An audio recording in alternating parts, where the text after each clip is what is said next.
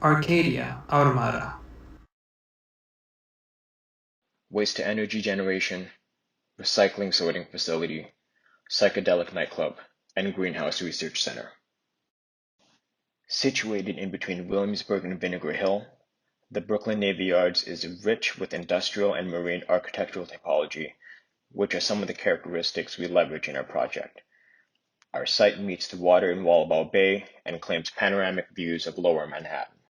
Using casting as our departure point, we studied the material affect of wax, dye, color, and texture to inform our massing and program strategy. We uncovered textures of rock-like formations, the interlocking of monolithic masses through wax, and the amplification of geometry and texture through coloration. This informed our programmatic strategy of a high-contrast aggregate that privileged the public programs but supercharged the machine programs via fully autonomous ecosystem. Before we started to dissect how these programs will inform one another and the accessibility and circulation around them, we took the time to understand the processes to strategically intertwine them so that they could act as one cohesive system.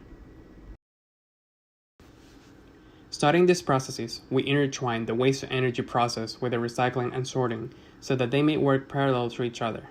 Accessed via barges and trucks, waste material is dropped into each respective pit. The waste-to-energy's incinerator's ash will be washed and treated so that it gets processed and later sorted to be reclaimed as construction materials.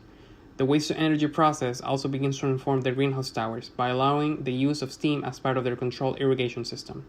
All three programs are organized in a way so that the circulation revolves and interconnects them.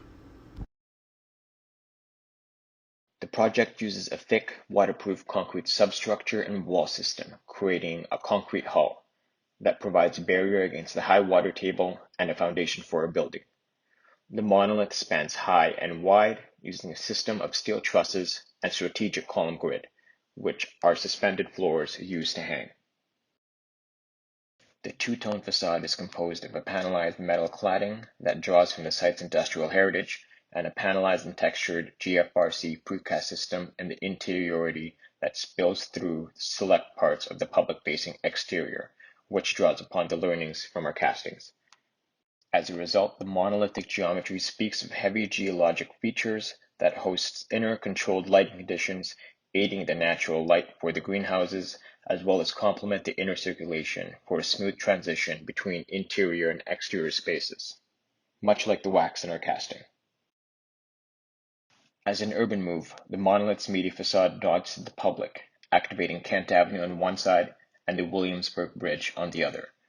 These projection-mapped facades allow for the public to be informed of the statistics from the work portion of the building, as well as slightly reveal interior mechanics of the waste-to-energy processes through the glass. Along with projecting statistics and media, this facade can also broadcast announcements and generate additional revenue for the building through advertising. The greenhouse towers will inform parts of the structure, such as public areas, research facilities, and a nightclub. The towers provide a climate-controlled environment from surplus energy generated from the incineration process closed-loop water system.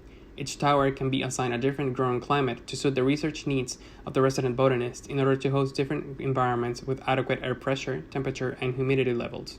The greenhouse tower, informing the nightclub, grows psychedelic plants, giving nightclub goers and regular visitors an opportunity to participate in psychotropically augmented experience of the building.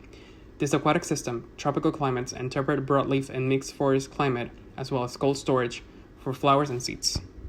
The overall design intent aims for the public to work their way through the building, learning about these different climate-controlled environments, hosting different plant and vegetation conditions, while they're also learning about the waste-to-energy and recycling processes.